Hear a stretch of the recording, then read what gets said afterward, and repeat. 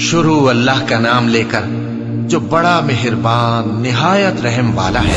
ए पैगंबर सल्लल्लाहु अलैहि वसल्लम, अपने परवरदिगार आलिशान के नाम की तस्बीह करो, जिसने इंसान को बनाया, फिर उसके आज़ा को दुरुस्त किया, और जिसने उसका अंदाजा ठहराया, फिर उसको रास्ता बताया, और जिसने चारा उगाया, फिर उसको सियाह रंग का कूड़ा कर दिया।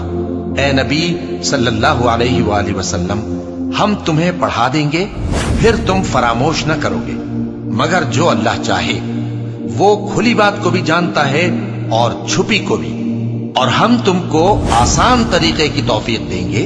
सो जहां तक नसीहत के नाफे होने की उम्मीद हो, नसीहत करते रहो। जो खौफ रखता है वो तो नसीहत हासिल करेगा, और बेखौफ बदबख्त उससे कतराएगा।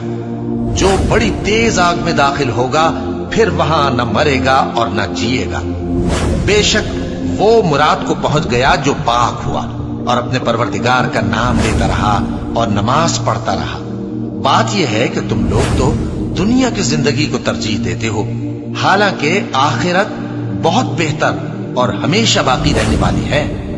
यही बात पहले सहीफों में भी दर्ज है, यानी इब्राहिम और मूसा के सहीफों में।